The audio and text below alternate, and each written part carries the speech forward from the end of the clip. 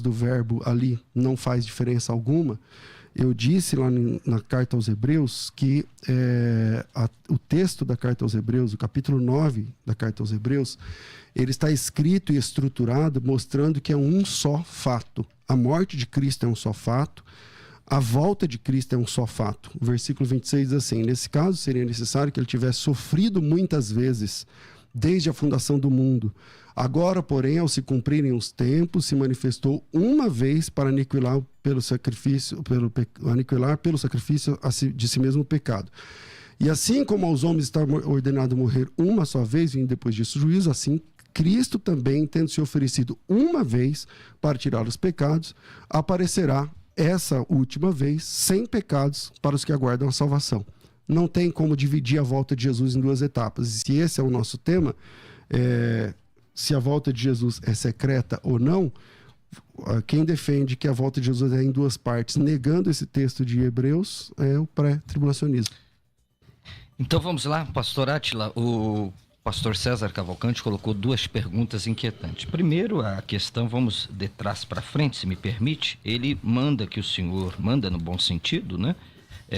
Que o senhor explique 1 Coríntios, capítulo 15, e o verso de número... 4:15.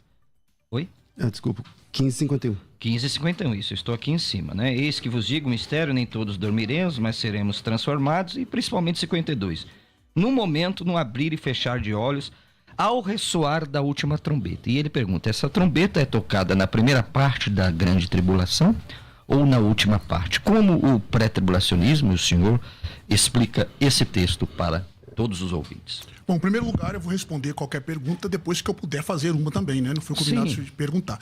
Antes de eu responder a pergunta dele, explicar sobre as 4 toques de shofar, eu vou estar corrigindo o que ele disse, que eu disse que optesetai é voz média. Depois vocês voltam ao vídeo aí, voz passiva. Indica que o sujeito sofre a ação do verbo. Eu não disse que é voz média.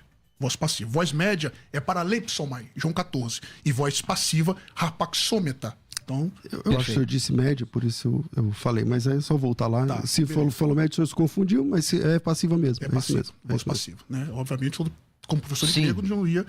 Posso errar nas palavras, né? Mas eu sei muito bem que é passiva, média e ativa, obviamente. Em segundo lugar, ele disse o seguinte, pastor César, é só ler o texto todo. O senhor parou em Tessalonicenses. O texto diz assim, digo-vos isso pela palavra do Senhor.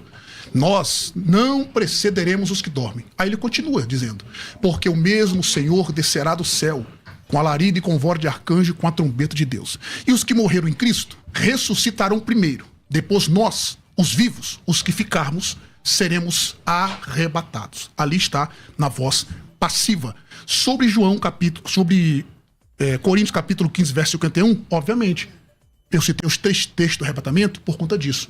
No arrebatamento vai haver uma trasladação dos santos, o que é muito difícil nós conseguimos enxergar nos textos que estão referentes à segunda vinda. E a pergunta que eu faço para o senhor, que o senhor responder depois também, mostre para mim, nos textos da segunda vinda de Cristo, onde acontece a transformação dos santos e a ressurreição dos mortos. Inclusive o arrebatamento. Essa fica a pergunta para o senhor. Sobre a última trombeta, obviamente todo estudante de grego bíblico ou hebraico bíblico... Repete a pergunta. Para mostrar o quê? Onde tem aqui? Mostra para mim nos textos da segunda vinda, onde está a transformação dos santos, o arrebatamento e a ressurreição dos mortos. Nos textos que os senhores têm como uma vinda só. Beleza? E outro sim, sobre a última trombeta, isso aqui é facinho, pastor, o todo pé não consegue responder, não tem nada a ver com a 7ª do Apocalipse, não tem nada a ver com a 4ª do Apocalipse, ali tem vários tipos de motivo para o shofar tocar. Nós temos 4 toques de shofar. Marcelo hebraísta é um grande hebraísta que sabe o que eu estou dizendo. No Yom Teruah, festa das trombetas, que acontece no Rosh Hashanah, no mês de Tisherê, que é o 7º mês, cabeça de ano, né, dos judeus. Ali acontece 4 toques. O primeiro para adorar, o segundo para juntar o lixo, o terceiro para uma grande batalha e o quarto para reunir o povo e subir para Jerusalém. Paulo está fazendo uma referência ali ao ajuntar do povo, a uma preparação. Aquela trombeta é um sinal para a transformação dos mortos. É só ler o texto de novo. Qual texto que essa trombeta aparece? Essa trombeta, 1 Coríntios capítulo 15. Não, lá no Antigo Testamento. O senhor não citou ele. Números capítulo 10, do 1 em diante. Números capítulo 10. Pastor César, é uma bênção. Então, simples e objetivo. Aquela trombeta é para a ressurreição dos mortos vivos, certo? Paulo chama de trombeta de Deus. As trombetas do Apocalipse são trombetas de anjos. Boa pergunta. Certo? Trombetas de Apocalipse são trombetas de anjos. Tem nada a ver com a última trombeta. Até porque, cronologicamente falando, Coríntios foi escrito primeiro, Apocalipse depois. A igreja não conhecia sobre a última trombeta de Apocalipse ainda. É um anacronismo pensar que a última trombeta de Coríntios tem a mesma a ver com o Apocalipse. Bom, como nós estamos um pouco longe do tema, provei claramente que a segunda vinda de Cristo, que é em duas fases, e eu vou mostrar outros textos, que eu só estou respondendo as perguntas do pastor agora, vou mostrar biblicamente que é fato reconhecer a distinção da segunda vinda de Cristo em duas fases. Muito bem, pessoal, eu preciso chamar um intervalo, não é? E depois eu vou dar a palavra ao querido pastor César. Mas antes disso, não é toda hora... Só para lembrar que ele começou falando e terminou falando. Eu tô com uma fala a menos, mas tá tudo bem. O senhor vai falar, pastor. Aqui então, mas é que nesse bloco, ele falou duas vezes e eu apenas uma. Portanto, ele tá com vontade de responder a pergunta. Concedo a palavra ao senhor, então, por favor, depois faremos... É porque senão não fica equânime. Equivalente, okay, exatamente. Tá certo, porque aí no segundo bloco, aí a gente fala vezes iguais de novo. Então vamos lá. E aí, como é que o senhor responde aí essas questões? Apenas lendo os textos, não o primeiro. Ele cita que a trombeta lá do apóstolo Paulo de Coríntios capítulo 15, a última trombeta, tem a ver com Números capítulo 10. Eu perguntei o texto, ele falou Números capítulo 10. E ele disse lá em Números capítulo 10, são as 4 trombetas e tal, tudo mais. Bom, vamos lá. Lá em Números capítulo 10, não fala de 4 trombetas, ele deve saber disso. Fala de 2 trombetas. E aí é só analisar se as 2 trombetas têm primeira e última. Na verdade, não. A Bíblia diz assim, versículo 3, quando tocar toda a congregação se ajuntará na porta da tenda, mas quando tocar uma só, a ti ajuntarão. Então, versículo 2, faça 2 trombetas de prata, de obra batida, serviam para convocar a congregação para a partida dos arraiais. Quando tocarem, toda a congregação se ajuntará, mas que se tocar uma só, se ajuntarão apenas os príncipes. Então, ali não tem uma ideia de tocar uma trombeta e depois outra. Ou toca as 2 juntas, ou toca uma só. As 2 juntas têm um comando e uma só tem outro comando. Não tem absolutamente nada a ver com a última trombeta. O outro argumento que ele disse, que Coríntios 15, como podia fazer menção, né, à última trombeta, sendo que está cronologicamente antes. E essa é a maravilha da Bíblia, não é, pastor Átila? Que os livros não são escritos no mesmo período e mesmo assim tem um único assunto. Esse é o milagre, né, da Bíblia Sagrada, e só a Bíblia Sagrada tem esse tipo de unidade teológica. Ele está falando da última trombeta, e se alguém tiver algum tipo de dúvida, é só ler o que acontece na última trombeta, que é o capítulo 11 do Apocalipse, e só ler o que acontece quando acontece a volta de Jesus Cristo. Você vai ver que são exatamente os mesmos acontecimentos. Posso fazer isso depois com um pouco mais de tempo, mas já estou dando aqui o caminho para o pessoal. Só abre ali em Apocalipse capítulo 11, versículo 1, depois você abre em Apocalipse capítulo 19 e você vai ler que são exatamente os mesmos fatos acontecendo. Então é uma prova de que essa é a última trombeta. Aliás, se você pegar uma concordância e escrever a palavra trombeta, é só ir na última ocorrência também, porque o apóstolo Paulo disse a última trombeta. Então, a última vez que aparece uma trombeta na Bíblia é isso. O texto de Tessalonicenses, capítulo 4, quando o senhor disse que eu citei, mas não citei até o fim, o tempo nosso aqui é complicado, mas eu deixei aqui uma tarefa para o senhor, que é o versículo 15, né? Os vivos não precedem os que dormem de maneira alguma, mas na sua visão precede. Na sua visão precede. Os vivos encontrarão a Cristo antes de mortos. Porque se o arrebatamento for agora, os salvos vivos encontrarão o Senhor. Mas tem salvo aqui que vai ser morto, que vai encontrar depois. Então os vivos precederão os que dormem na sua versão. Então essa é a pergunta que eu deixei. Gostaria que o senhor me respondesse, porque lá está escrito que de modo algum os vivos precederão os mortos. Os mortos primeiro, os vivos depois. Na visão pré, os vivos encontram Jesus agora, junto com os mortos, mas vai ter mais mortos aqui depois. E aí essa conta não vai fechar nunca. O texto que o senhor disse que eu não cheguei até o versículo 16... 30 segundos, pastor César. Pode seguir. Então vamos lá, pessoal. Nós vamos agora para o intervalo, não é? Eu te dei tempo suficiente para o senhor falar, né? Estou com o pastor César aqui, ele diz: meus irmãos, sigam o Marcelo Oliveira, é uma cachoeira de seguidores, não é? Então sigam aí, pessoal, Marcelo Hebraísta, para a gente sortear esse livro aqui no final. Marcelo Hebraísta aí no Instagram. Bom, pastor Átila, volto a palavra ao senhor, querido. Pastor César deixou uma pergunta aí muito interessante, né? Que os vivos não predeceram os que dormem, conforme Precederão. Precederão. Desculpa, acho que eu anotei errado aqui. Precederão, exatamente. Obrigado, pastor César. Em 1 Tessalonicenses 4,15. E depois o senhor também tem a liberdade de fazer a pergunta para ele. A palavra é sua, querido. E o tempo que o senhor usar, eu terei que dar para ele, ok? Perfeito. Bom, em primeiro lugar, os queridos ouvintes perceberam que o pastor César gosta de perguntar, mas não gosta de responder. Ele é bom perguntador, mas não é um bom respondedor. Olha aí. Eu perguntei porque ele me mostrasse, pedi para ele que ele me mostrasse, nos textos que ele faz jus da segunda vinda, mostrando que o arrebatamento vai acontecer, para ele me mostrar a transformação dos santos, ressurreição dos mortos e o arrebatamento nesses textos. Ele não conseguiu e, obviamente, não vai conseguir me mostrar nesses textos. Em segundo lugar, ele falou sobre a festa das trombetas. Eu vou ler o texto aqui, Números capítulo 1, verso 10, fala das trombetas. Quando eu disse sobre os 4 toques, ali Números é uma referência à festa das trombetas. Nessa festa havia 4 tipos de toque de trombeta. Como bom professor de hebraico, ele sabe que o primeiro toque é chamado de tequiá, que é um toque para reunir o povo para ouvir a palavra e adorar. Shevarim, chamado para reunir o lixo de Israel e queimá-lo. Teruá, que é o chamado para uma grande batalha. E o Tequiá Gadol, chamado de grande trombeta. O Tequiá Gadolá, grande trombeta. Ou a última trombeta, que era uma convocação para todo Israel se reunir e se dirigir para Jerusalém. Outro sim, ele citou sobre a 7ª trombeta de Apocalipse, capítulo 11, né? Eu queria que os ouvintes prestassem bem atenção, lesse os eventos da 7ª trombeta, que ele faz referência dizendo que é a última, tem tudo a ver com os eventos, na verdade, da 6ª trombeta. Ouvintes, leia o texto. Os eventos que ele faz jus, falando como se fosse da 7ª trombeta, que é referência à última, tem a ver com os eventos da 6ª trombeta. Outro sim, eu achei interessante o que ele disse aqui sobre a harmonia da Bíblia, né? Ele, como muito bom teólogo, sabe o que é sensus plenior, teoria da dupla autoria. O Espírito Santo, obviamente, inspirou os autores humanos, só que os autores humanos usaram a gramática, usaram a lógica, usaram que o raciocínio que o povo conheceria. Ele não ia citar algo, nesse sentido, que o povo não havia conhecido. Fazer uma referência, como se eles já tivessem conhecido. O texto é claro sobre isso daí. Então, ele diz, pode botar a palavra trombeta e escrever. O nome disso aí, irmãos, é falácia da raiz. Como bom exegeta, ele sabe disso. Achar que o termo tem um significado mesmo em todos os textos que ele aparece. Isso é falácia da raiz. Okay. Não se sustenta. Outro sim. A única coisa que sobra para os irmãos pós é essa daí que ele fez. Dizer que nós temos um anacronismo. Esse anacronismo é para ele. Eu vou voltar a pergunta para ele aí.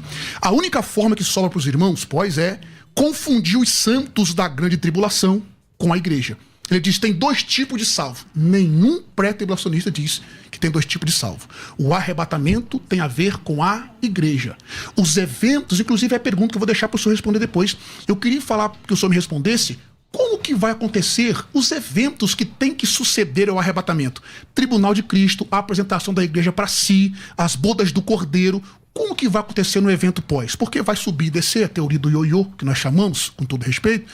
Como que vai ser esses eventos? Essa é a minha pergunta. Como o senhor não respondeu a minha, depois que o senhor responder a minha de Mateus 24 e Marcos 3, vou te ajudar com os textos. Mateus 24, Marcos 3, Lucas 21. Mateus 24 você nem citou. Mateus 24 o senhor nem citou até agora. Ele citou no começo. Textos que falam da segunda vinda. Citei 4 textos da segunda vinda dele em glória e 3 do arrebatamento. Então, vamos lá. Primeira questão.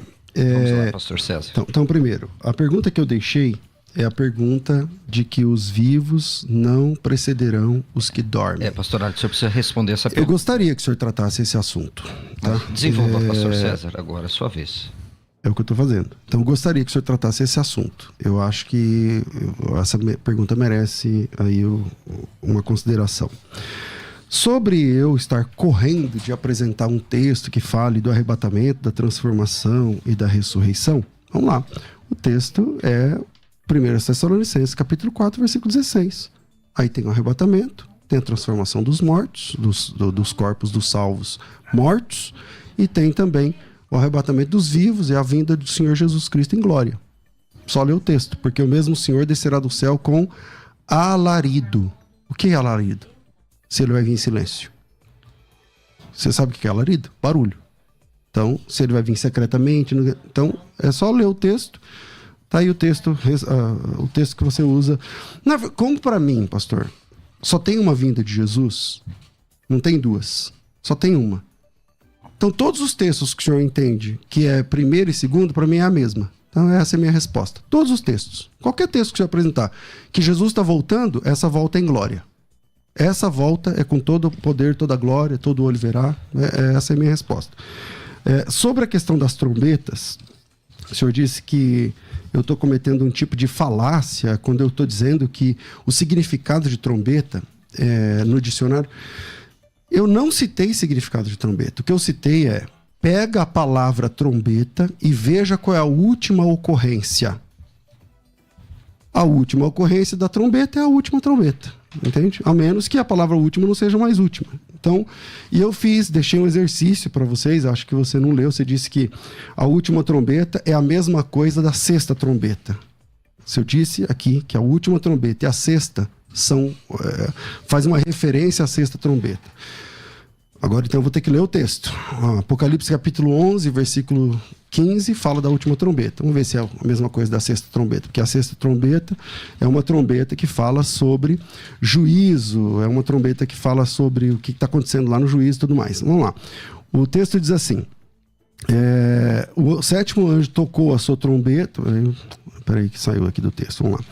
O sétimo anjo tocou a sua trombeta e houve grandes vozes dizendo: o reino do Senhor passou a ser do seu Cristo, e ele reinará pelos séculos. Não está falando da volta de Cristo. É só ler o capítulo 19, você vai ver a mesma coisa. Versículo 1. Depois dessas coisas, houve no céu uma grande voz de numerosa multidão, dizendo: aleluia, salvação, glória, poder agora são do nosso Deus, verdadeiros são seus juízos e tal. O que acontece na última trombeta? Versículo 16. Os 24 anciãos se encontram sentados diante de Deus, se prostram e começam a adorar a Deus. O que acontece lá no capítulo 19? Versículo 4. Os 24 anciãos e os seres viventes se prostram e começam a adorar a Deus falando as mesmas palavras. É só ler o texto.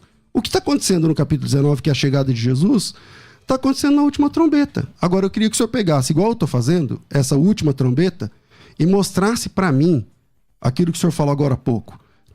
Tudo que está aqui na última trombeta é uma referência à sexta. Porque eu disse, pega o capítulo 19 e pega o capítulo 11 da última trombeta e leia os textos. E você vai ver que os mesmos eventos, são os mesmos eventos. E estou mostrando lendo aqui. Agora o senhor diz: não, essa última trombeta ela faz referência à sexta. Eu queria que o senhor fizesse igual eu fiz.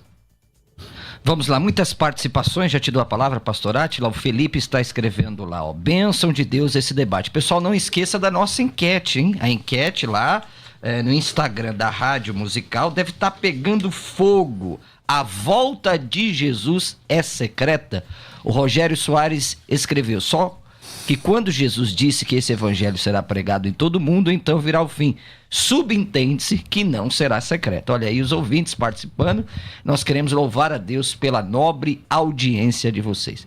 E aí, pastor Átila, o pastor César tentou aí harmonizar, não é? Apocalipse capítulo 11 com Apocalipse capítulo 19. E agora, como é que o senhor sai dessa questão? E depois eu quero fazer uma pergunta para o pastor César e outra para o senhor. O que o pastor César fez foi levantar, como ele mesmo diz, uma cortina de fumaça.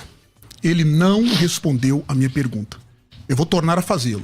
Essa sétima trombeta, então, é a última. Onde está nela a ressurreição dos santos, a transformação dos santos, a ressurreição dos mortos, o arrebatamento e a transformação dos santos. Irmãos, ele não conseguiu responder a minha pergunta, viu? Outro sim, ele citou ali a respeito da grande tribulação. Vamos lá. Não há uma passagem bíblica, só gosto de citar o argumento do silêncio. Não há uma passagem bíblica que manda a igreja esperar a volta do anticristo.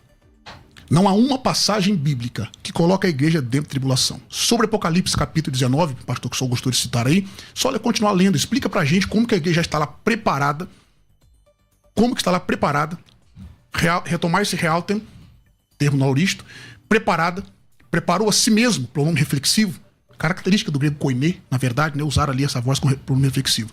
Explica a igreja preparada ali, explica a ausência da igreja durante a grande tribulação, vai sobrar para o senhor confundir os santos com a igreja, a gente vai contrapor. Explica pra gente Apocalipse 1, 2 e 3, mostrando a igreja por quase 20 vezes, Apocalipse do 6 ao 18, nenhuma vez. Nenhuma.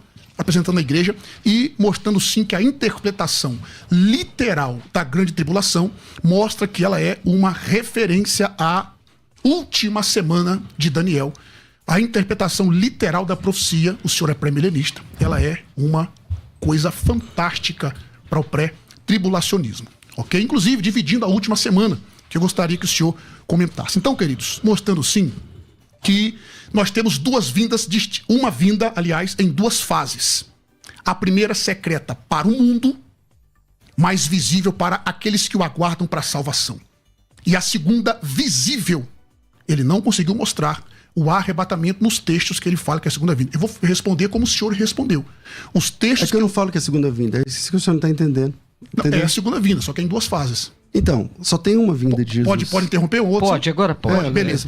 Então, como o senhor disse que o que é para mim os textos de duas vindas, para o senhor é uma, eu vou tornar a bater na mesma tecla. Não são. 1 Coríntios... Fala um texto. João capítulo 14. Mostra para mim, pastor, os eventos, agora na sua resposta. Agora eu quero interferir rapidamente, sem atrapalhar os dois. Eu quero fazer uma pergunta, como eu disse, ao pastor César e depois ao pastor Átila. Esse é um sério problema, pastor César, do pós-tribulacionismo. Em nenhum momento a igreja está no céu. É a teoria do elevador. Bateu, voltou. Exato. Apocalipse capítulo 7, 9... que o senhor bem sabe e usa com esse texto com muita maestria, depois dessas coisas, uma grande multidão que não se podia enumerar, de nações, tribos, povos e línguas, estão em pé diante do trono e diante do Cordeiro, vestidos de vestiduras brancas com palma nas mãos. A pergunta que eu faço para o senhor, que é um excelente pós-tribulacionista, é o seguinte: quando que essas pessoas foram para o céu? Porque elas estão diante do trono de Deus, porque em nenhum momento no pós-tribulacionismo a igreja está no céu. Quando foi que esses irmãos aqui foram para o céu? Quando eles morreram. Eles são vivos ou mortos? Sim, mas eles estão glorificados. Eles são vivos ou mortos? Eles estão glorificados. Tá, mas não, eles não estão glorificados. Ali eles são vivos ou mortos? A visão dos glorificados. Tá bom, mas eles são vivos ou mortos, esse pessoal aí? É antes ou depois da ressurreição? Eles estão na grande tribulação aqui. Bom, qual é o texto? Verso 14, Apocalipse 7:9. 7:9. 7:9. Grande multidão que ninguém podia contar, eles estão onde? Não, a pergunta é retórica. Eles estão diante do trono do Cordeiro. Isso. Onde é o trono do Cordeiro? No céu. Quando que eles foram para o céu? Sem nenhum Quando morreram. momento. É só ler o texto. O texto diz assim, ó. Um dos anciãos, quem são esses? De onde vieram? E ele falou, eu não sei. E o 14? E aí o ancião responde, tá? A resposta aí. Eles vieram da grande tribulação. Esse pessoal tá morto, por isso está no céu. É lógico, o céu é o nosso lugar. Mas quem morre agora salvo vai pro céu. Mas quando eles foram pro céu? Quando morreram. Se o senhor morrer agora, você vai para onde? Certo. Se o senhor morrer agora, você vai para a presença de Deus. Que é aonde? No céu. Então é para lá que eles estão. Mas o problema é que o pós-tribulacionismo nunca mostra a igreja no céu. Mas aqui eles não estão no céu? Ok. Vamos lá. Eu posso responder a pergunta que o pastor César não conseguiu responder? Não. Fica calmo. Não, você pode fazer a pergunta. Qual é a pergunta que o senhor tem a respondo. fazer aí? Então, ele não respondeu a pergunta de Tessalonicenses 4. Lá está dizendo que os vivos, de forma alguma, precederão... Eu acho que respondi. Faz de novo a pergunta, então, pastor César. Lá a Bíblia diz que os mortos, os vivos, de maneira alguma precederão os que dormem, os mortos. No arrebatamento pré-tribulacionista, que tem duas etapas, na primeira etapa isso funciona, mas na segunda não. E a Bíblia diz que os vivos não precederão os mortos. Como fica isso na última etapa da volta de Jesus? Aí sim, não vai funcionar. Eu disse que eu já respondi. E estou respondendo, se eu não me engano, pela terceira vez. É só ler o texto. O texto diz assim, ó. Vou ler a partir do verso 16. Não, é o 15. É no 15 a pergunta. Nós não... Mas o texto continua, pastor. O texto não para no 15. A pergunta é no 15. Tudo bem, vamos ler o 15 então. Vamos lá. Dizemos-vos isto pela palavra do Senhor. Que nós, os que ficarmos vivos, não precederemos os que dormem. Ok? Aí vai pro 16, ó. Porque o mesmo Senhor descerá do céu, com alarido e com voz de arcanjo e com a trombeta de Deus. E os que morreram em Cristo ressuscitarão primeiro. Depois nós, os vivos, os que ficarmos, seremos arrebatados. Juntamente com eles. Juntamente com eles. Para encontrar junto. Ao encontro do Senhor nos ares. E assim estaremos para sempre com o Senhor. Um problema que o senhor explicar depois. Não, você não respondeu. Não, você acha que respondeu? Eu estou respondendo. Então, porque a pergunta não é aqui. Então, é que o senhor, talvez, eu acho que o senhor não respondeu a pergunta, então o senhor acha que o senhor está respondendo. Não, eu vou explicar do que se trata o texto. A pergunta não é aqui.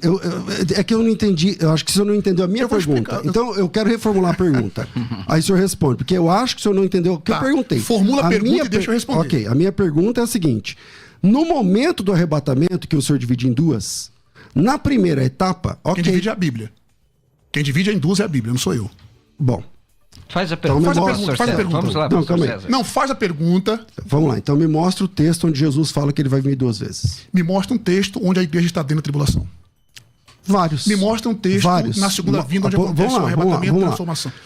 Deixa eu responder a sua pergunta, porque os ouvintes vão falar assim, ele não conseguiu responder a pergunta. Mas o senhor não está respondendo, o senhor não está nem deixando eu fazer a pergunta. Está quente, está então quente o debate. Vamos lá. Primeiro. Formula a pergunta e deixa eu responder. A pergunta é... Se os vivos não precedem os mortos no encontro com Jesus, essa premissa, e ela está dizendo que de modo nenhum, só funciona se a vinda de Jesus for numa única etapa. Se for em 2 etapas, então vivos vão preceder os que dormem, preceder os mortos. E aí, Átila? A resposta é simples e objetiva. Lendo o texto, o que Paulo está tratando dessa perícope? É só nós pegarmos e olhar ali, pastor César, a ressurreição, para eles não era algo novo. O que era novo para eles ali, para os judeus, era a transformação dos santos. Simples. A ressurreição para eles não era algo novo. O que é novo ali no texto é a transformação dos santos. A ressurreição já conheciam. Isso é fato. Fato. O que ele está dizendo ali é o seguinte. Os judeus criam na ressurreição. Falando, obviamente, nós vamos ver a ressurreição, a profecia sobre isso no Antigo Testamento. Peraí, pastor. Não é essa, tá? Você entendeu a pergunta? Estou respondendo. Uhum. Aí Paulo vai colocar que a ressurreição dos santos não será antes do arrebatamento e vice-versa. Será o mesmo evento. Aliás, a ressurreição do arrebatamento e a ressurreição vai ser a mesma coisa. Aqueles que estão dormindo em Cristo. Aí, aqui tem uma divergência entre os dispensacionalistas revisados, os clássicos e, não sei se só é aliancista, né? Deve ser. Então tem essa que é o Só que você não respondeu a minha pergunta é agora, acabei de responder. Tá, na segunda volta. Então tá bom. Na segunda volta de Jesus. Fase da segunda vinda. Tem salvos? Na primeira vinda? Na segunda. Salvos da tribulação. Tá bom, vivos. Perfeitamente. Salvos da tribulação. Vivos. Quando a Bíblia diz, eu digo. Quando a Bíblia se cala. Tá, vivos ou não? Na tribulação? É. Não, eu não. Os salvos ali, obviamente, vai ter salvos vivos ali. Esses salvos são a igreja? No nosso ponto de vista pré-tribulacionista, o arrebatamento é para a igreja. Durante a tribulação terá salvação. A pergunta, se eu não conseguiu responder do irmão Marcelo, por exemplo, é só ler o verso 14 do capítulo 7 de Apocalipse. É só ler o verso 14. O senhor não rodeou e não respondeu. Eu não respondi a sua pergunta? Então refaça. Refaça a pergunta. É que assim, eu disse, a minha pergunta é única até agora, que os vivos não precedem os que dormem. E na sua visão, até agora, o senhor falou da primeira fase. Eu estou dizendo, tá, e na segunda? Na segunda tem vivo que vai preceder os que dormem? Qual é o problema? Deixa eu cortar os senhores. A gente pessoal, responde e o senhor não respondeu. Só um minuto, Átila. Pessoal, tem que cortar os senhores. Nós vamos continuar, não é? Aí pelas mídias sociais. Continue lá conosco pelo Instagram, tá certo? Eu quero retornar aqui. O debate tá quente. Quase que eles se pegam aqui, gente. Não, brincadeira, gente. Aqui tem muito respeito, né? Nós debatemos aqui ideias e nunca pessoas. Pastor César, a palavra é sua, querido, por favor. Bom, deixa eu me lembrar que ponto que a gente estava aqui. Então, vamos lá. Coríntios, eu pedi para ele fazer, ele disse com todas as letras, né, que a 7ª trombeta, a última trombeta, na verdade é uma referência à 6ª. E eu disse para ele, eu falei que ela faz referência ao capítulo 19 e li um versículo do 11, um do 19, fala a mesma coisa. O segundo do 11, segundo do 19, fala a mesma coisa. Outro do 11, fala a mesma coisa. E eu disse... Poxa, faz a mesma coisa que eu fiz mostrando que o senhor disse que a 7ª trombeta faz alusão à 6ª. O senhor consegue? Posso falar? Por favor. Bom, e primeiro, o senhor não conseguiu mostrar a pergunta que eu fiz para o senhor. Por isso que é ruim. Eu só estou respondendo e o senhor não responde as minhas perguntas. Qual não te respondi? Não, respondeu sobre a segunda vinda dos textos, dos 4 textos que eu citei. Mateus 24, É a segunda Marcos vinda. 13. É a segunda vinda. Lucas 21. É a segunda vinda. Isaías capítulo. É a segunda vinda. Isaías não, Zacarias. É a segunda vinda. Mostra o arrebatamento nelas. Bom, vamos lá, Mateus capítulo 24. Vamos lá. Enquanto isso, você prepara aí. Faz a sétima trombeta ser a sexta aí, enquanto eu acho aqui. Vamos lá. Mateus capítulo 24. Ver se é a segunda vinda ou não. Versículo 29 diz assim: logo, depois da tribulação daqueles dias, o sol escurecerá, a lua dará sua claridade, as estrelas cairão do firmamento, os poderes do céu serão abalados, e então aparecerá no céu o sinal do Filho do Homem, todos os povos da terra se lamentarão, verão o Filho do Homem vindo nas nuvens do céu, com poder e muita glória. Ele enviará os seus anjos com grande clangor de trombeta, os quais reunirão os seus escolhidos dos quatro ventos. Está aí o arrebatamento dos vivos, na volta de Jesus. Tem arrebatamento. Depois, ele vai reunir os escolhidos dos quatro ventos. Exatamente. Os quatro ventos da terra? Exatamente. Aí é o arrebatamento? Exatamente. Abre na Bíblia do senhor aí. Deuteronômio capítulo 30, verso 4. 3 e 4. Deuteronômio capítulo 30, verso 3 e 4. Pessoal, o pastor César acabou de dizer que ali essa trombeta que os anjos vai tocar, vai reunir os escolhidos, é uma referência ao arrebatamento. Olha o que os judeus estão dizendo, estão aguardando. Deuteronômio capítulo 30, versos 3 e 4. Gostaria que o senhor lesse aí pra gente, pastor, para ver se aí é uma referência. Esses quatro cantos da terra até a extremidade dos céus é uma referência lá não está escrito quatro cantos da terra, tá? Não, até... Lê o texto de Mateus 24, 31. Vamos lá, acabei de ler o texto. Vou ler de acabei novo. de ler o texto. E ele enviará os seus anjos com rijo clamor de trombeta, os quais juntarão os seus escolhidos desde os quatro ventos. Você queria que tivesse quatro cantos da terra para você usar o texto, mas os não quatro tem. ventos. De uma a outra extremidade dos céus. Ele, no pensamento do pastor César, essa extremidade dos céus é porque eles vão pegar os escolhidos e levar até o céu. Da terra ao céu, exatamente. Então vamos ver se é. Deuteronômio capítulo 30, verso 3 e 4 diz assim, ó. Então o Senhor teu Deus te fará voltar do teu cativeiro, se apiedará de ti, tornará a juntar-se dentre todas as nações entre as quais te espalhou o Senhor teu Deus. Ainda que os teus desterrados estejam para a extremidade do céu, desde ali te ajuntará o Senhor do teu Deus e te tomará dali. Então quer dizer que aqui estava no céu? Estava no céu aqui? Vou ler de novo. E te ajuntará... desde que ainda que os teus desterrados estejam para a extremidade do céu, desde ali te ajuntará o Senhor teu Deus e te tomará dali. Aqui estava no céu? Cristo vai tomar do céu, trazer de volta? Pastor, isso aqui, a literalidade do texto, pastor, mostra que isso aqui é uma referência aos judeus. Interessante, eu gosto de citar as palavras, só colocaram, né? Vamos ler Marcos capítulo 13, pastor, para ver quem são esses escolhidos aí. É só ler o versículo 27. Marcos capítulo 13, vamos ler Marcos 13? Por favor. Vou ler agora. Marcos capítulo 13. E o verso de número 20. E o Senhor, se o Senhor não abreviasse aqueles dias, nenhuma carne se salvaria. Mas por causa dos escolhidos que escolheu, abreviou aqueles dias. Na página 324 do dicionário léxico do grego português, de Johannes Snow, de Eugênio Naida, ele traduz isso aqui o seguinte, ó. Do seu povo escolhido que ele escolheu. Esses eleitos aqui, pastor, é o que resta, na verdade, para o pós-tribulacionismo. Provar que esses eleitos aqui é a igreja. A palavra lá não é eleito, é escolhidos. Escolhidos. Escolhidos. Resta para os senhores, para os irmãos pós, mostrar que ali é a igreja. O contexto é judaico. Queridos, é só ler o capítulo 24. Não tem nada a ver com a... Agora vamos lá. O texto que o senhor está dizendo aí, capítulo... Primeiro, vamos lá. Marcos capítulo 13, que é o texto que o senhor está citando, no versículo 24 até em diante, fala assim, ó, versículo 27. Ele enviará os anjos e reunirá os seus escolhidos dos quatro ventos. Da extremidade da terra até a extremidade do céu. Esse é o arrebatamento, meu irmão. Ele enviará os anjos, reunirá os seus escolhidos dos quatro ventos, da extremidade da terra até a extremidade do céu. O texto ali, pastor, o anjo está sendo enviado para todo lugar. Ele não está arrebatando isso ele. Isso é o senhor que está vendo. Eu chamo isso aí de visão Thundercats. Quando você tem a visão além do alcance. É só ler o texto. Tá bom. Lê de novo. Acha o anjo aí. Olha o texto. Lê o texto. Não, você que está vendo o anjo. Então eu vou ler, acha o anjo aí.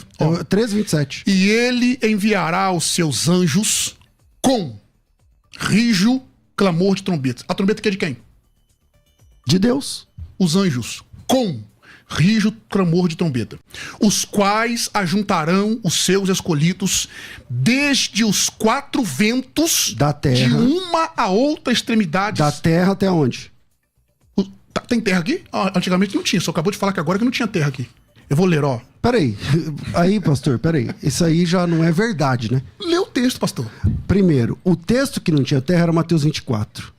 Nós estamos em Mateus 24, pastor. Não, eu estou em Marcos capítulo 13, que o senhor citou.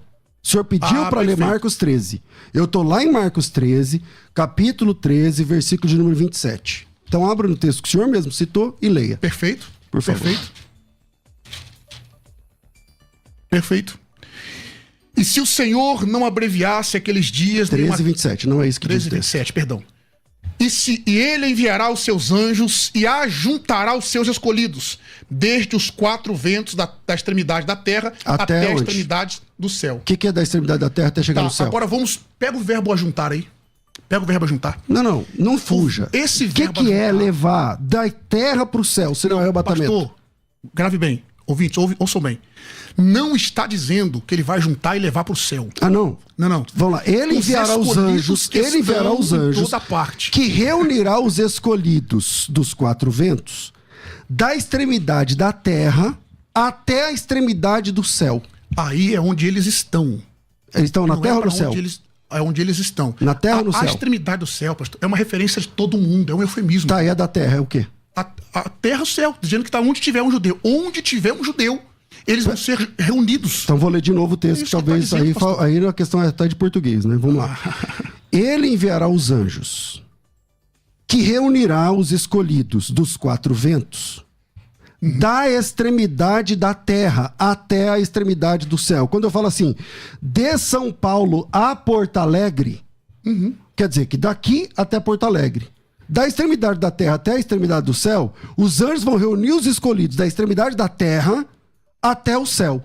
Tá. E agora? Deixa eu explicar Deuteronômio 30, versos 3 e 4, dessa mesma forma. Lá é só ler o texto. Eu não sei porque você está citando esse texto. Vamos lá. Vou no texto. Citando o texto, eu vou lá no texto. Deuteronômio 30 diz assim, ó. Ainda que os teus... Bom, primeiro, Deuteronômio 30 está falando, é uma profecia a respeito da volta do cativeiro babilônico. Certo? Ou não? Sim. Ok. Então não tem nada a ver com a escatologia. Não tem? Então até agora... Peraí, a volta do cativeiro babilônico só foi citado pelo senhor nesse debate. Então você não veio... até agora o senhor... Não, até agora não. Quem trouxe esse texto foi só o senhor. E eu não sei por que o senhor está citando o texto de Deuteronômio 30. Eu posso falar? Pode. É só porque lá aparece extremidade. Então. Aí o senhor acha que é um argumento. Mas vamos lá. Se o senhor acha que eu estou fugindo de Deuteronômio 30, não estou. É que o texto de Deuteronômio 30, qualquer professor de escola dominical sabe que lá está falando da volta do cativeiro babilônico. Aquele texto é escatológico? Tá, no cativeiro babilônico. Eles estavam em toda a extremidade da terra? No cativeiro babilônico? Responde pra mim. Não é que é todo professor de escola dominical? O mundo conhecido, sim. Era só Babilônia conhecido, então? O senhor falou cativeiro babilônico. É que assim, o senhor tem que entender o que é cativeiro. Não é o assunto, tá? Não. Então isso aqui não é o assunto, mas vamos lá. Né?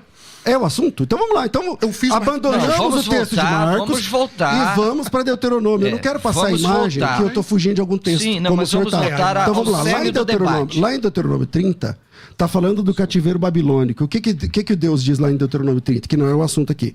Ele está dizendo o seguinte: quando vocês caírem e vocês serão espalhados por todas as nações... Isso é sair pelas extremidades. Isso já aconteceu literalmente no cativeiro babilônico? Obviamente, claro. Aconteceu? É só ler Zacarias 10. Eles foram para todas as nações? Sim, só ler Zacarias 10. Foram para do cativeiro babilônico? Sim, Zacarias 10. Só ler Zacarias 10. Irmãos. Mas o tema aqui, sem interpelá-lo, viu, pastor Átila, pastor, os senhores estão declinando do Não, eu não. Do debate. É só os senhores. Não. Eu não posso aceitar, porque quem está trazendo esse texto é só ele, está dizendo que eu estou fugindo de um texto que não tem nada a ver com o assunto. Eu mostrei o texto de Deuteronômio para explicar sobre a extremidade dos céus. Em Mateus 24, 31, extremidade dos céus não é para onde eles irão, é para onde eles estão. Aquele é uma referência a todo mundo. Onde tiver um escolhido, que naquele texto ali é uma referência aos judeus, o contexto de Mateus 24, pastor, é judeu, certo? Mateus é o evangélico mais judaico do Novo Testamento. Mas nós não estamos em Mateus, lembra disso. É porque o pastor César ele parte de uma teologia sistemática sem dar, com todo respeito, uma credibilidade à exegese e à teologia bíblica, para depois partirmos para uma sistemática. Meu irmão, se você quer dar credibilidade à exegese, responde o texto exegeticamente. Capítulo 13, versículo 17. Quem citou esse texto foi o senhor. E agora que o senhor não está conseguindo responder, o senhor está citando o texto lá de Deuteronômio, que não tem nada a ver. Qualquer pessoa sabe que não tem nada. Pastor Marcelo, Deuteronômio, a queda do cativeiro babilônico, tem a ver com o assunto? Não tem. Por então, ok, então vamos lá. Mas quando o texto é Mateus 13, 27. Diz assim, ó. Ele enviará os anjos, reunirá os seus escolhidos dos 4 ventos, da extremidade da terra até o céu. Ok, vamos lá, Átila, por favor, querido. Bom, agora eu vou responder, o pastor vai me deixar falar um pouquinho. Eu citei o texto de Deuteronômio capítulo 30, versos 3 e 4, para mostrar que a extremidade dos céus ali não tem a ver que é para onde eles serão levados. E eu não citei o verso 27 do capítulo 13 de Marcos. Eu citei o verso 20 do capítulo 13 para mostrar que aqueles eleitos ou escolhidos não são a igreja. É o seu povo eleito que ele escolheu. Eu citei o texto a página 324 de Johannes Snow, de Eugênio Naida, e a gramática que ele citou. Vamos para a Bíblia, pastor. O seu povo... Está na Bíblia, pastor, é tradução. Não, esse dicionário está na Bíblia? Oxe, mas é tradução. Ele está usando um argumento, pastor. Vamos lá. Argumento. Vai pro texto, é melhor. O texto está aqui. Mostrei que aqueles escolhidos não são a igreja e que ali não tem arrebatamento, que o senhor não conseguiu mostrar. Que tem arrebatamento ali. Não tem. Aí só falou sobre o verbo ajuntar. Eu só falei ler até o 27. Tá lá o arrebatamento. O senhor falou de Marcos 13. Eu citei Mateus 24. Não, o texto que o senhor citou de Marcos 13, 20. O senhor acabou de falar agora. Eu citei o 20. Eu falei assim, só ler até o 23, o 27, tá lá o arrebatamento. Não tá, pastor. Onde o senhor achou o arrebatamento ali? Da extremidade da terra até chegar no céu. E é exatamente o que eu expliquei. Ali não tem nada a ver com levar para o céu.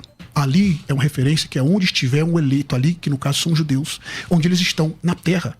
Quem vai arrebatar a igreja não será anjo, será o Espírito Santo que vai nos transformar e levar. Ali não é igreja, pastor.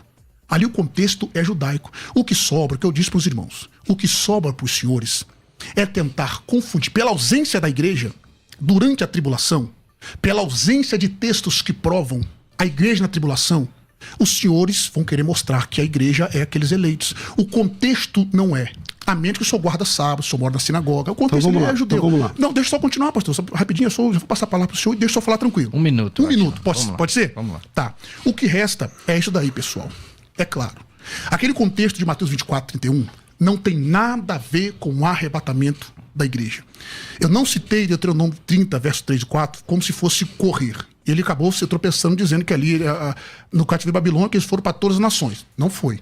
Ali é claro uma referência que eles serão ajuntados. Ali é profeticamente falando sobre a tribulação que os judeus irão passar, pastor. Aí a minha pergunta fica para o senhor mostrar para a gente sobre a iminência da vinda de Jesus e mostrar para mim a igreja dentro da tribulação. E eu gostaria depois, se tivesse um tempo, responder a pergunta que o pastor César conseguiu responder, de Apocalipse, capítulo 7. O que é eminência para você? Porque você falou assim, queria que o senhor falasse sobre a iminência. O que você chama de eminência? Iminência. Tá, o que o senhor chama de iminência? Iminência, bom, o senhor sabe muito bem a definição. Um evento que pode acontecer a qualquer momento sem sinais prévios. Isso não é eminência. Não é, não? Não. Então me explica o que é iminência aí e me mostra dentro da Bíblia. Vamos lá. Primeiro... Você vai responder então o que é iminência e vai mostrar a igreja para mim. Eu vou responder tudo que você precisar. Tudo que você precisar. Então só me deixar falar, eu respondo também tudo. Não tem problema. Vamos lá. Então, primeiro, o fato de que o cativeiro babilônico que não tem absolutamente nada a ver com o assunto aqui escatológico, dizer que os judeus foram espalhados por todas as nações. É relativamente fácil entender isso, é só pegar lá o próprio Deuteronômio, capítulo 26, capítulo 28, vai falar sobre a queda do império. Enfim, nem tem a ver o assunto, mas vamos lá. E que essas pessoas, depois da rebeldia, seriam espalhadas por todas as nações. Jeremias falou sobre isso e tal. O que está acontecendo ali é essa hipérbole, que dizendo até as extremidades do céu, é que vai para todas as nações, mas não tem a ver com o assunto. Isso, vamos para o assunto. Vamos lá. Iminência. O que é iminência? Jesus Cristo, ele usa sempre a mulher que está grávida para dar à luz, para falar sobre a sua volta. A mulher que está grávida para dar à luz, ela está esperando o filho. Ela está esperando o Filho. Assim como a volta de Jesus, a igreja está aguardando a volta de Jesus. A surpresa é para o ímpio. A gente só não sabe o dia e a hora. É igual a mulher que está grávida. Antigamente não tinha parto marcado com o dia e hora. Antigamente você está grávida. Você sabe que você está de 9 meses. Está próximo de acontecer. Iminência, abra um dicionário. O senhor que citou já uns 2 dicionários. Então abra um dicionário de português, coloca a palavra iminência. O que está lá é o que eu acredito. Iminente. Que está prestes a acontecer. Não é que vai pegar todo mundo de surpresa. Isso, com todo respeito, isso é falácia. Isso é pegar a língua portuguesa e jogar na lata do lixo. Pega a palavra iminência, dá um Google aí. Todo mundo que está ouvindo agora, pega a palavra iminência no Google. O que? Eu nunca fiz isso, mas se eu fizer agora... Iminência. O que é iminência? Que está prestes a acontecer. Eu creio que a volta de Jesus está prestes... Eu creio que a volta de Jesus está prestes a acontecer. Tem sinais? Ele deu, assim como a mulher grávida. Tem como sinal as contrações, que Jesus chama de dores de parto, é a mesma coisa. Então a igreja está aguardando a volta de Cristo. A igreja sabe que Jesus vai voltar, não é uma surpresa para a igreja. Jesus vem como ladrão, um dos textos que o senhor disse que eu não citei, está lá em Tessalonicenses capítulo 5. Mas para vós ele não virá como ladrão. Então a igreja está aguardando a volta, o retorno glorioso do Senhor Jesus Cristo. Agora, lá em Marcos capítulo 13, versículo 27, meu irmão, lá está escrito que ele vai juntar os escolhidos de uma até a outra extremidade do céu. É que o senhor pediu para mostrar? Eu estou mostrando. Aí, claro que não vai funcionar para o senhor. Mas fica aí a dica. E como os escolhidos para o senhor são os judeus, tá, me mostra um versículo na Bíblia, no Novo Testamento, onde escolhido não é a igreja. Posso? Claro. Posso falar? Claro. Eu quero esse versículo. Em primeiro lugar, eu vou tratar sobre a iminência. O que é iminência? Concordo com o senhor que pode acontecer a qualquer momento. Só que isso é um problema. Não é qualquer momento, é que está prestes a acontecer. Está prestes a acontecer. Isso. Certo? Isso. Só que isso é um problema para os senhores. Porque os senhores aguardam sinais. E não há. Eu vou voltar a pergunta para o senhor. Me mostre um texto na Bíblia onde a igreja é ordenada a guardar os sinais, a observar os sinais. Um texto. Segundo lugar, o senhor disse, 1 Tessalonicenses capítulo 5, verso 2, que ele virá como ladrão para que estão em trevas. É isso que eu estou pregando até aqui. A volta de Cristo no arrebatamento será secreta para os ímpios, não para a igreja. A igreja o aguarda.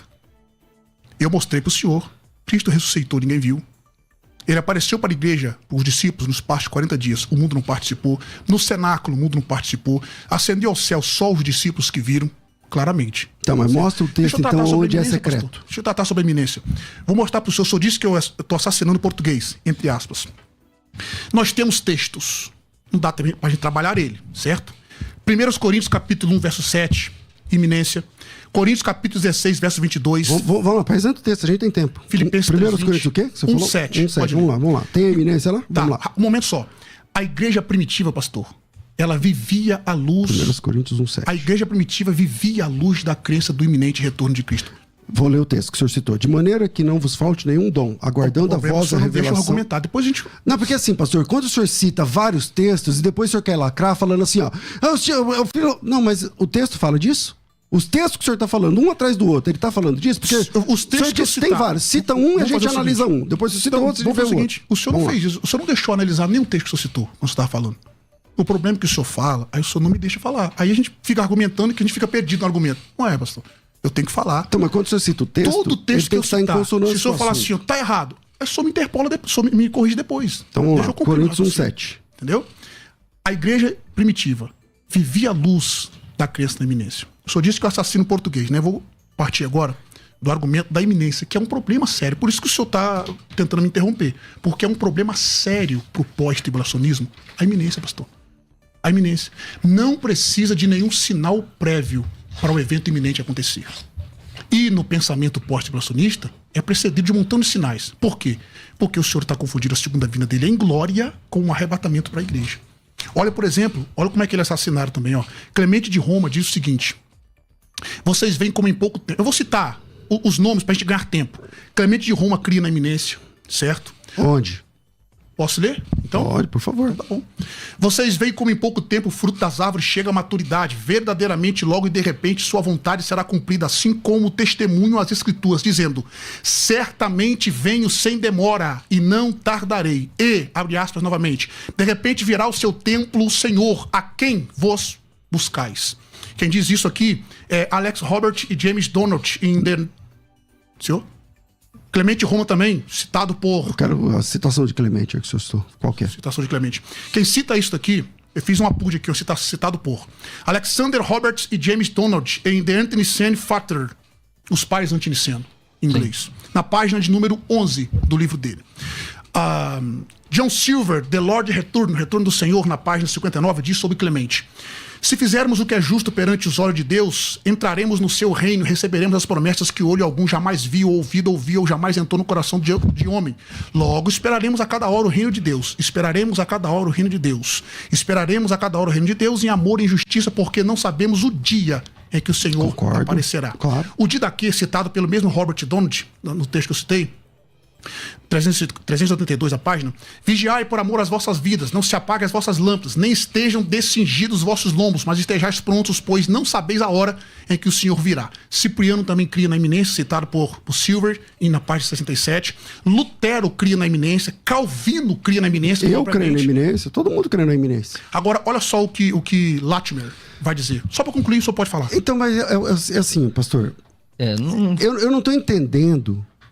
Por que o senhor está falando da iminência? Pastor. Todo crente crê que a volta de Cristo é iminente. A diferença é que, para vocês, há um assassinato do português, porque na cabeça só do pré-tribulacionista, iminente significa de surpresa.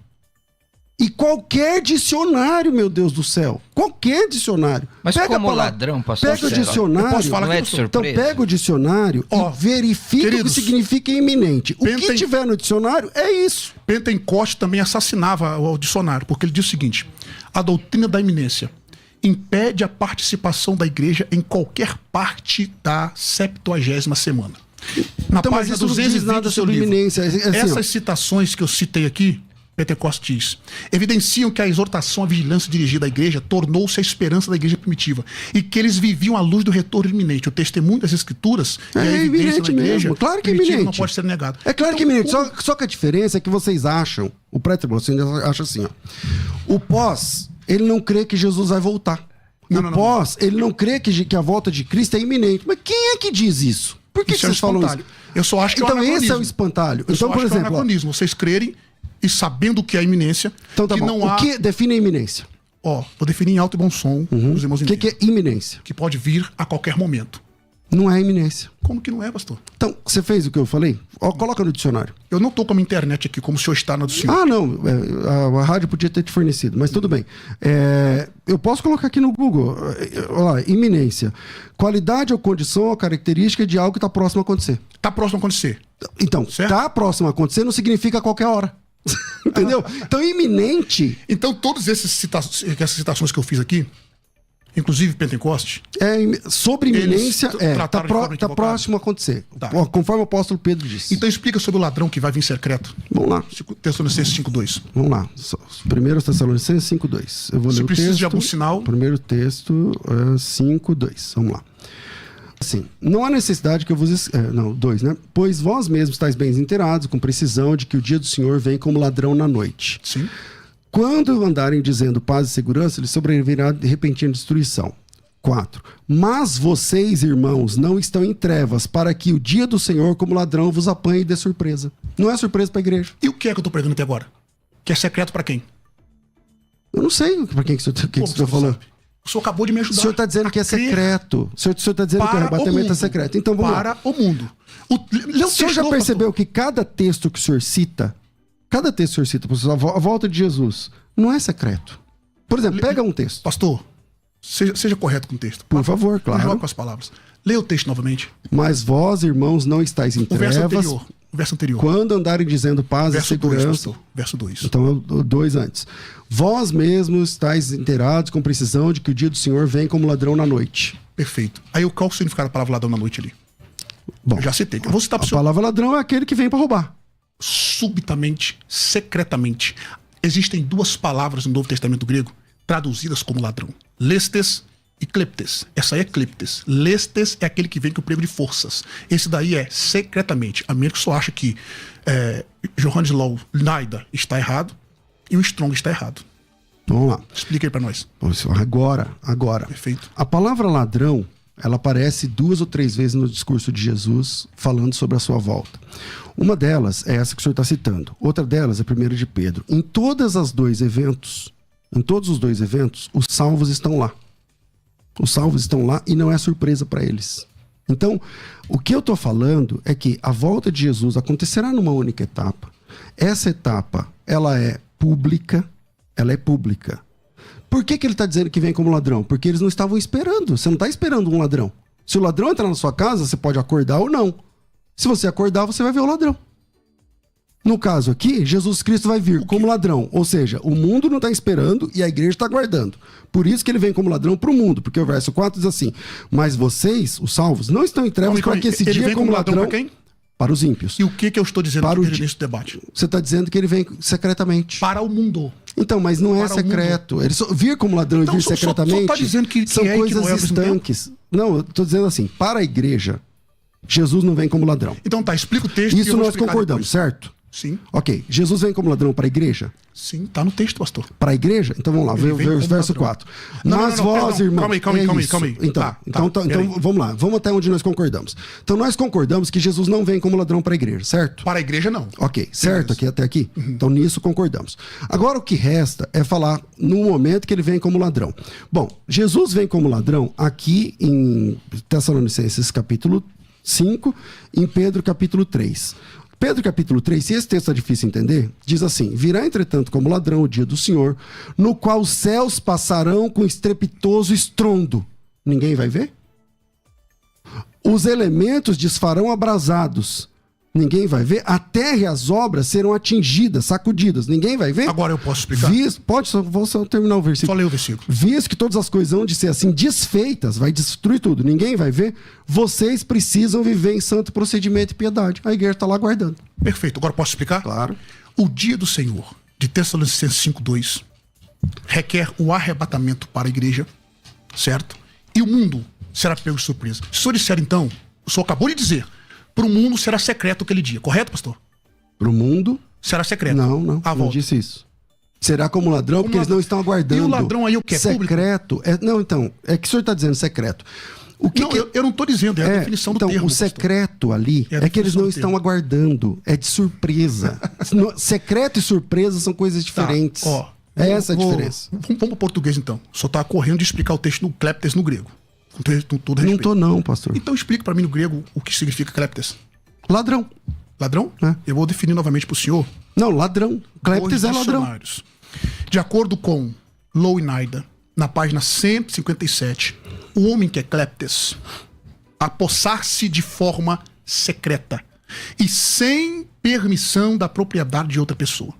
Forma secreta. Strong diz o seguinte: o homem que é kleptos rouba secretamente. Tá aí, pastor, pro mundo. Agora, se o senhor concordar com esse termo, que está na Bíblia, o senhor vai ter que virar uma cambalhota hermenêutica para explicar Apocalipse 1:7, que todo mundo vai ver. Pedro, não, mas é isso que eu tô defendendo. Todo mundo vai ver mesmo. Agora eu vou explicar o dia do Senhor. De Pedro. Só lembrando que o senhor disse que dia do Senhor... precisamos. O senhor disse que dia do Senhor é o arrebatamento. Abrange. Tá? Aqui. Abrange o arrebatamento. Com todo respeito, deixa eu intervir aqui. Pode falar. O debate está a altíssimo nível. Parabéns, pastor César. Parabéns, Átila. Nós vamos fazer um breve break, é isso, produção? Não?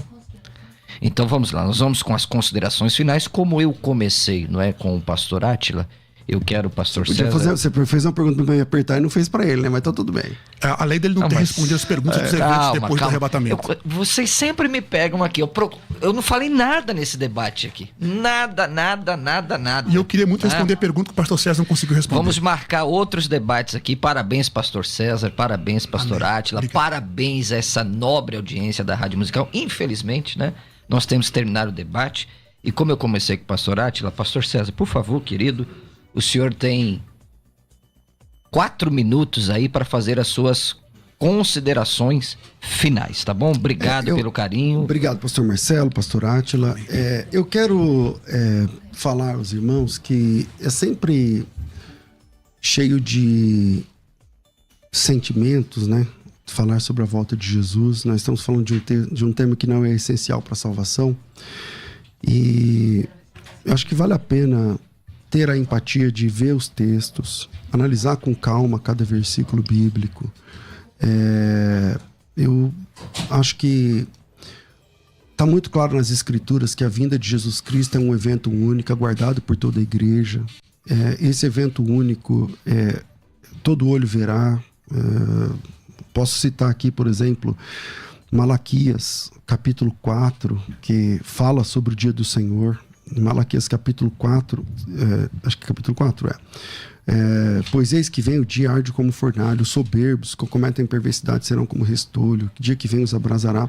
Mas para vocês, os que temem meu nome, nascerá o sol da justiça, trazendo salvação debaixo das suas asas. Então, nesse mesmo dia, tem salvos e perdidos aí no meio, e Jesus, para uns é desgraça, para outros não. Quero deixar claro que eu, como pós-tribulacionista, creio na doutrina da iminência, desde que sejam respeitadas as definições da palavra iminência. Iminência e surpresa não significa mesmo, não são sinônimos. Iminência, pega lá, coloca iminência, coloca de sinônimo. Pega iminência, vê se tem alguma coisa a ver como secreto, como surpresa. Por algum motivo, os irmãos pré-tribulacionistas entendem que a vinda de Jesus ser iminente, ou seja, que está prestes a acontecer, significa de surpresa, significa que pode ser que no momento que ninguém está esperando, tal. Então isso é redefinir a palavra, não faz parte do nosso trabalho aqui, redefinir as palavras. E Mateus capítulo 29, capítulo 24, verso 29, Jesus diz que depois da tribulação ele volta. Marcos capítulo 13, versículo de 20 a 27, Jesus Cristo diz que depois da tribulação ele volta. Tessalonicenses 4,16, vai aparecer no céu o sinal do Filho do Homem. Esse é Mateus 24. Tessalonicenses 4,16, o mesmo Senhor descerá do céu com alarido, pessoal, com voz de arcanjo, ao som da trombeta de Deus. Mateus capítulo 24, assim como o relâmpago sai do ocidente, sai do oriente e se mostra no ocidente, assim será a vinda do Filho do Homem. O fato de vir como ladrão, Jesus diz lá em Mateus capítulo 24, é que eles não estavam preparados, eles não estavam aguardando. Você não aguarda um ladrão, mas quando o ladrão chega, se você está lá dentro, você percebe. Só se você não estiver em casa. Quando Jesus voltar é como ladrão, porque eles não estão esperando, enquanto a igreja está aguardando. Em Mateus capítulo 24, Jesus iguala a sua vinda ao dilúvio. Então, o dilúvio é secreto? Então, estou morrendo afogado, mas não estou vendo a água. Não é secreto. É só que eles não estavam esperando. Quando começou o dilúvio, eles perceberam. Naquele momento, deixou de ser secreto. Então, quando a Bíblia fala sobre a vinda repentina de Jesus, é porque ninguém o estava aguardando. Mas a igreja não vem como ladrão, eu acho que nisso nós concordamos. A igreja não espera Jesus como ladrão. A igreja espera Jesus como um noivo, para que o casamento aconteça. Então, fica aí essas... eu agradeço sempre essa oportunidade, porque às vezes as pessoas falam, o pós não acredita na iminência. Não, acreditamos que a volta de Jesus está próxima, porque é isso que significa iminência. Agradeço. Quem quiser me seguir nas redes sociais é César Cavalcante, em qualquer uma das redes sociais, só que o meu nome começa com S. Sigam lá, pessoal. César Cavalcante, reitor da Faculdade Teológica Bethesda, apresentador desse debate e também do Crescendo na Fé. Obrigado, pastor César, pelo carinho. Amém. Pastor Átila, obrigado por estar aqui na Musical. O senhor aí tem 4 minutos para suas considerações finais. Perfeito. Parabéns pelo debate alto nível.